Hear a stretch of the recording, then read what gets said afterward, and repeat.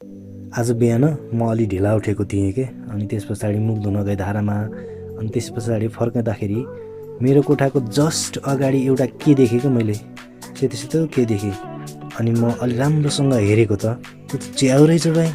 म त अचम्म परेँ। अनि त्यस पछाडि हतार हतार गरेर क्यामेरा बोकेर रेकर्ड गर्न थालेको है त।